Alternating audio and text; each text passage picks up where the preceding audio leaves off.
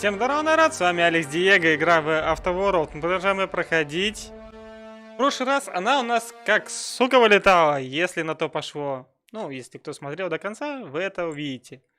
Так вот, есть теория заговора. Давайте, вот сейчас я зайду, и она вылетит. Да, есть теория заговора этой игры. Как бы я вчера увидел одну фишку при прохождении, ну вернее не при прохождении, а при игре. Там, когда я выключил, запустил еще раз, решил посмотреть, что будет вообще происходить. Там будет она вообще не вылетать. Есть ли какие-то действия, позволяющие избежать данного. Вроде как кое-что получилось. Сейчас мы в этом убедимся, если получится, конечно. Типа берешь вот так и такой, вот так вот начинаешь делать. И типа все. Игра не вылетает. Типа стреляешь в председателя Роквелла и все. Нет, ты меня не видел, ты меня не слышал. Блять, хватит в меня стрелять. Ты перезарядишь пушку или нет? Охренеть, вы туп... Это вот, в общем, вся суть в этом. Надо просто выжить в этом аде после всего, что происходит, и все, и будет замечательно.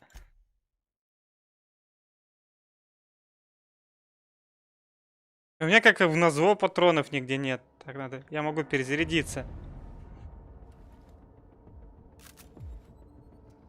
Так, тут перезарядился. Тут.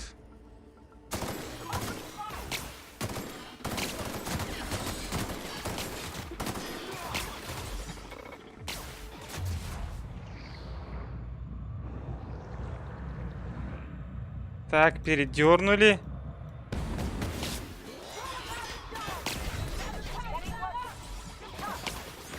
Так, теперь надо спрятаться и заставить их убить друг друга.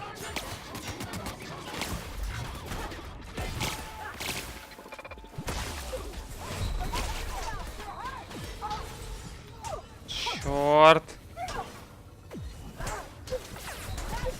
Да я умер, блин, сейчас хрен это место пройдешь теперь.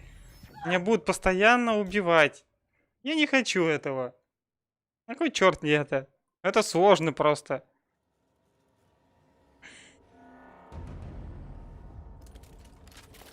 Так, перезаряди эту хрень. Сохранить.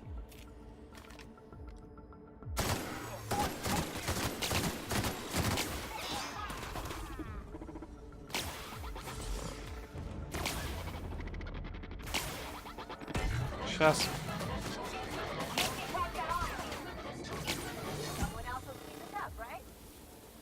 Все. Мы типа аннигилировали председателя.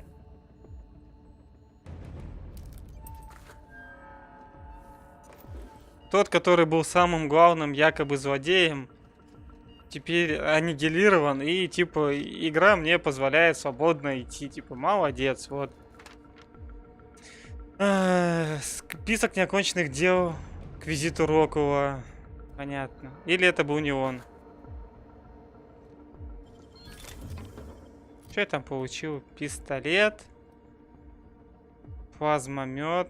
У меня есть плазмомет. О, это мощный плазмомет. Прикольно, он еще и не вкачанный даже. 17, ну просто уровень-то какой, 30 и 17. Так, меняем их местами. Так, что у меня еще есть такого интересного? Вроде бы больше ничего. Тогда взламываем терминал. Камеры. Продолжить. Продолжить. Продолжить. Все. Или это был не он. Но мы это выясним потом. Сначала надо перезарядить все оружие. Жалко, конечно, отношения с коллегией ухудшились. Ну, куда деваться? Как бы у нас выбор небольшой. Перезаряжаемся.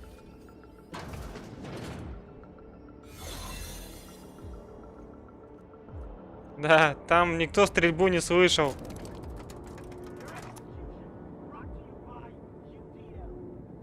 Или слышали. Ну, или нет. Я еще понять не могу. А где ближе пойти-то? Пусть будет здесь.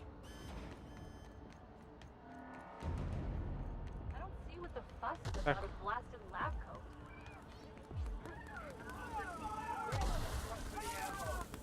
Кого не стреляют?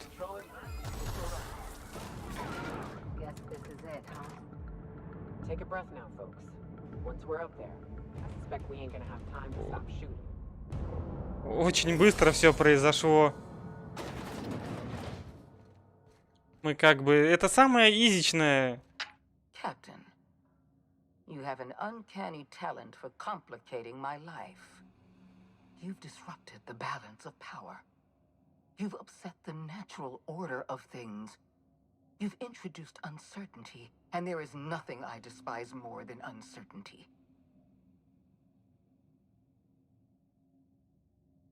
Так...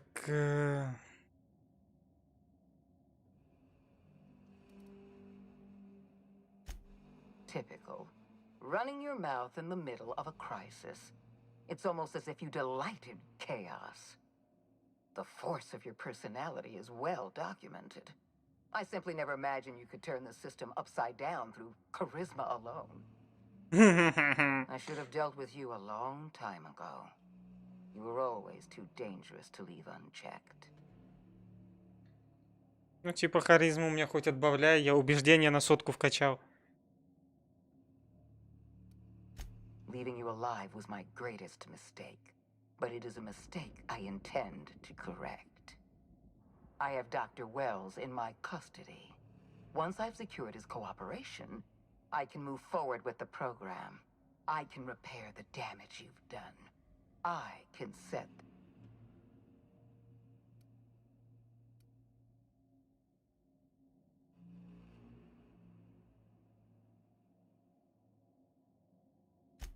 Fair enough.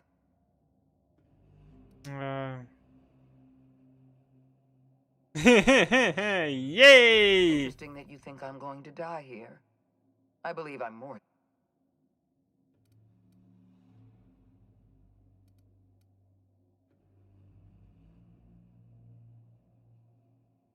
Did you really think I would make... I've devoted my entire life to protecting...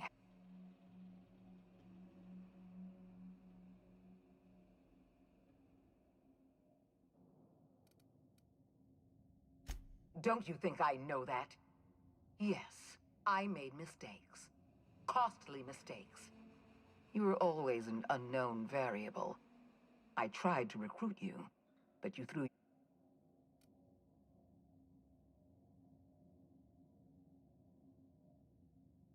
I'm aware of Dr. Wells' plan. Revive some brilliant scientists and engineers from the Hope and work with them to save the colony. He's already revived you, after all. 50 or 60 years ago, I might have agreed with you. But we've passed the point of no return. The best... I admire your drive, Captain. But I won't let... I haven't given up on the program yet. You've caused some complications, but I haven't lost control of the labyrinth yet. Our security system is still operating.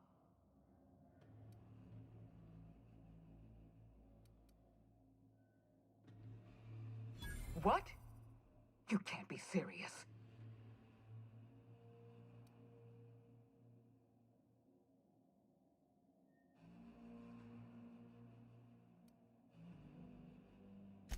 Oh, for the love of the law. All right. Congratulations, Captain. You've outplayed me.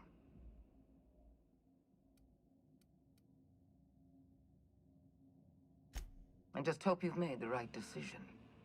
The fate of the colony is in your hands now. Ей! Запиздел до смерти! Вот видите, что делает ветка харизмы. Вот Можно просто договориться. Типа, да, маму, я пришел договориться, и все.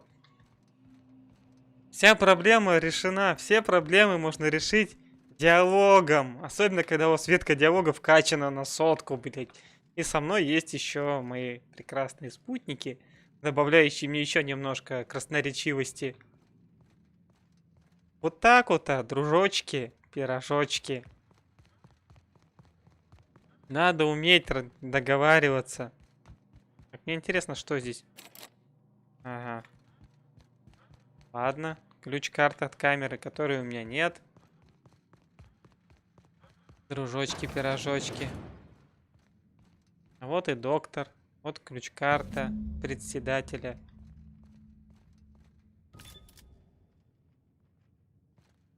Тянем за рычаг. You don't know how glad I am to see you. You must have said something to get under Akande's skin. She's gone, and I don't think she's coming back.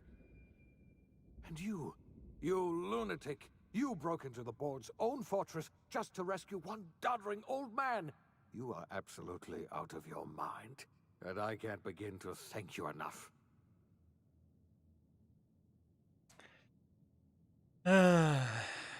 Понимаю, что я не дам тебе в обиду.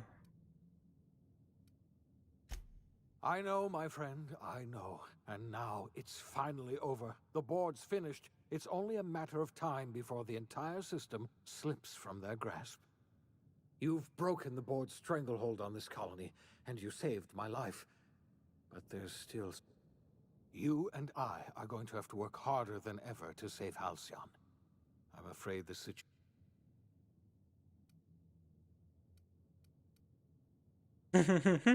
Да, да, да. Theatrics, merciful law, Earth has gone dark. We haven't received a single message in 3 years. There's been no communication. 2 years ago, the Earth's Directorate's frigate disappeared on their way back to Earth. We don't know what they discovered when they arrived, or... They haven't exactly been hands-on around here anyway. So there's one less rubber stamp to worry about. Earth is humanity's home planet, Miss Fenhill. The psychological effects of losing our So we've got to make do on our own. Seems to me that'll make us stronger in the end anyhow. You're quite right. We've got no choice. We're in serious trouble, my friend. Do you know what this means for Halcyon? We can't rely on Earth for support anymore. We've been cut loose. Вот они, и инопланетяне пошли, о которых говорила эта сумасшедшая бабёха. Yes, we do. You've done a marvelous thing. We must begin the revival process immediately, starting with the hope's brightest minds. And then we're going to need a leader. And I can't imagine a better person.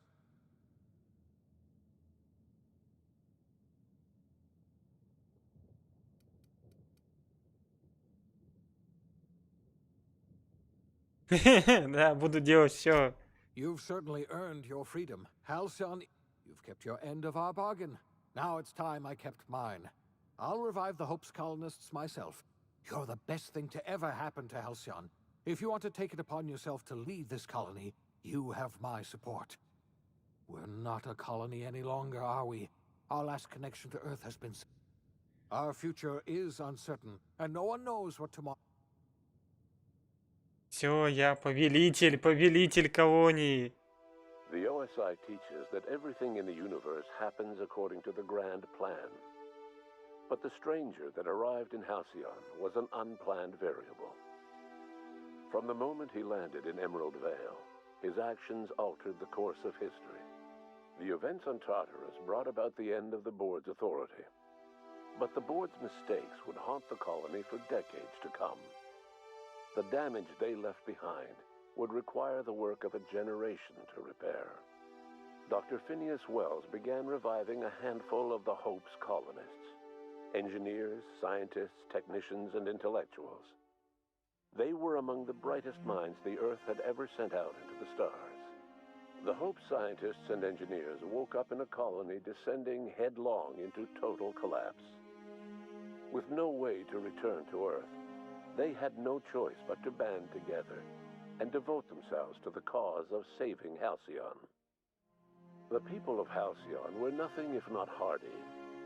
In the absence of the board's authority, many of the colony's settlements banded together with a single purpose in mind: survival. Life was especially hard in the years to come. Some towns dissolved by attrition and starvation, but most of them found a way to carry on. In the years to come, Halcyon was forced to reckon with its newfound freedom. The board was gone, and for better or worse, the colony was responsible for its own destiny. Sanjar's civil liberties and worker-centric policies were slow to catch on with the other corporations. But as Halcyon began its long, arduous journey toward recovery, many of Terra 2's smaller townships started adopting MSI's alternative corporate structure, and eventually became entirely self-sufficient. In the coming years, many of these townships managed to eke by, where otherwise they might have starved. Consumed by paranoia, Lilia Hagen took Sublight Salvage in a controversial direction, openly accusing board officials of an extraterrestrial conspiracy. One day, an accident at the Groundbreaker's docking bay silenced her forever. Time would tell if her replacement could keep the Sublight family together. The collapse of Edgewater left its workers bereft of any purpose in life. Most of them made their way to Adelaide McDevitt's camp, hoping to ingratiate themselves into her favor. Adelaide accepted only a few to her community. The rest were turned away and likely died of starvation. Nevertheless, Adelaide's camp grew into a well-established town. Adelaide McDevitt refused to cooperate with the ongoing effort to save Halcyon from collapse. A sympathetic deserter stole a copy of her research and delivered it to the Hope's scientists. It is unclear how useful Adelaide's research was. An optimistic estimate suggests her work may have bought Halcyon another few years of survival. Adelaide would never know. She died that winter. Under the leadership of Junlei Tennyson, the Groundbreaker held firm against corporate influence. The ship's mechanical stability gave Junlei the time to educate a promising generation of engineers, schooled in her family's traditions. The future of the Groundbreaker looks promising. The rediscovery of the Hope and the abandonment of the lifetime employment program forced Byzantium to come to terms with some uncomfortable realities about the state of Halcyon. While Byzantines were reluctant to surrender the luxuries they'd grown accustomed to, the board's diminished authority gave them little choice in the matter. Nearly everyone had to learn to make do with less. Some even had to get jobs. It was a dark time indeed. Your influence shifted Ellie's perspective. She finally admitted, albeit grudgingly, that she just might need other people. Sometimes. With a steady income from the life insurance payouts, she was finally able to afford a ship of her own. She hired a small crew and flew supply missions to communities on the fringe. Some of them were even legal. Life in Halcyon was sobering for Felix Millstone. The grand revolution he dreamed of never came. There was no great awakening for the colony, no celebrations in the streets. There was only the hard, desperate work of trying to repair a broken colony. Felix never had a head for numbers, but if there was labor to be done, he was there to help. Eventually, Felix realized that the work of a revolution was done with two hands. As much as he enjoyed his adventures aboard the Unreliable, the vicar, known as Max, eventually decided that it was time to move on, to live out the life he had sought so long to create. He knew there were many in the colony who carried burdens much worse than the ones he had struggled with, and he devoted himself to easing their suffering wherever he could. He only ever took up arms again to defend the defenseless. Unshackled from a lifetime of striving and fighting the universe and himself, Vicar Maximilian de Soto was finally at peace. Once the matter with the Hope colonists was resolved, Junlei bashfully asked Parvati if she'd like to join her permanently on the Groundbreaker, and Parvati enthusiastically, if somewhat awkwardly, agreed. The stories of her adventures spread across the colony, and Parvati soon found herself the center of attention. Having served as the engineer of a renowned spacecraft, tramp freighters and wildcat miners sought her out by name, and in no time, she was a fixture in the Groundbreaker's mechanical ecosystem. She and Junlei were never far apart. Nyoka returned to Monarch to take another crack at making a permanent life for herself. She formed the Charon Group, an MSI subsidiary of ragtag survivalists and wilderness experts. Anyone in need of a guide, or just looking to throw back a beer and swap stories, could find her camping on the trail, or clearing an infestation.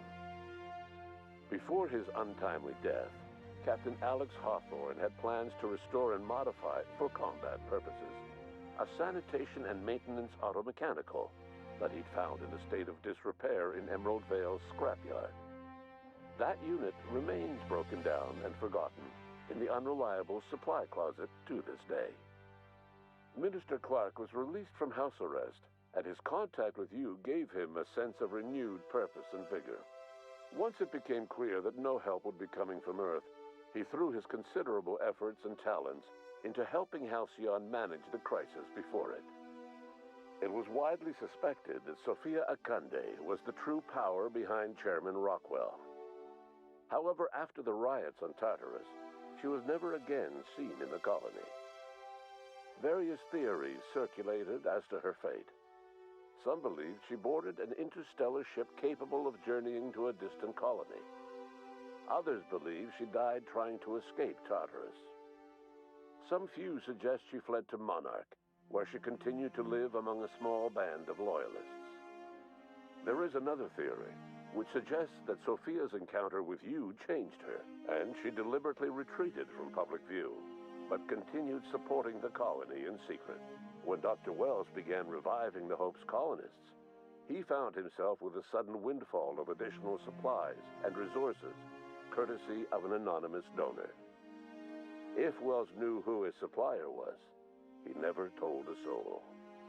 As for Dr. Phineas Wells, he spent his remaining years in his orbital lab. He eventually came to terms with his own past and was able to forgive the mistakes of his younger self by devoting his remaining years to serving the colony. Dr. Wells was able to revive many more scientists and engineers than he first expected, thanks to the additional batch of chemicals you stole from the Ministry. Wells never forgot about the human lives that were lost in acquiring these chemicals. In the end, Dr. Wells was able to save every scientist and engineer aboard the Hope. Over the next decade, nearly all of the Hope's remaining colonists were successfully revived. Halcyon saw a period of rapid technological and scientific advancement. Breakthroughs in dietary supplements saved the colony from starvation. Geoengineering projects and social reforms began to change the structure and character of the colony. Dr. Wells laid the groundwork for the project to save the colony, but he would never live to see the fruits of his labor. He passed away a few years later. His work was carried on by the scientists and engineers he revived. Today, Halcyon has stabilized. The people of the colony work hard to adapt to their new circumstances. Nearby colonies send aid and supplies. Life will never be easy in Halcyon, but for the first time in its history, there exists a sense of real, genuine hope about the future. And what about you, the unplanned variable in the history of Halcyon? You brought an end to the chaos on Tartarus and left Dr. Wells to his own devices. The affairs of the colony never distracted you from living out your own dreams, to captain a ship, to sail the ether, and to earn a reputation as the greatest spacer Halcyon ever had. No one knows what's happened to Earth, and no one knows what the future has in store for Halcyon. All we know for certain is this: the name of the Unreliable and that of its intrepid captain, will remain the subject of countless stories for years to come. Финал. Блин, я прям это аж мурашки пошли. Так неожиданно и так приятно. В плане того, что я узнал концовку всю. Прям мне объяснили, рассказали, чем все закончилось. Здорово, здорово. Типа продолжить я могу только с последнего сохранения. А как же столько много неоткрытых планет? Что с ними не так? Как бы все, вот он, финал. Конец игры, конец истории. Это грустно так-то. Все, игра закончилась. И я не ожидал такого. Я думал, еще будет целая хреновая куча приключений. В плане там, не знаю. Там 3 или 4 планеты у меня не открыто. И все, на этом все закончилось. С одной стороны, это и грустно, но с другой приятно. Игра мне понравилась, прям... Свали нахрен. Понравилось прям. Вот так вот, так лучше, стоя на полу. What's up?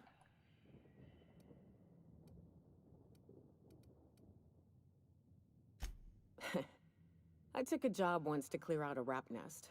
Partnered up with a fellow at a fall, bit on the shorter side. Had a penchant for cards. Thing is, he introduces himself and he had a flowery presence to him. A pleasantness that didn't invade your space. He was just there and you were glad. When we set out to hunt down the raptidons, I found out first. Dirty Don killed those raptidons with his bare hands. His bare fucking hands, Captain. He was a whirlwind of grotesque primal fury. In the end, he stood drenched in blood over the entrails of a dozen raps. If he had a scratch on him, I wouldn't have been able to tell. It was glorious.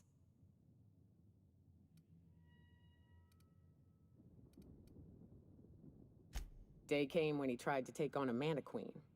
Got himself eaten one limb at a time. Wonder if he tasted like soap.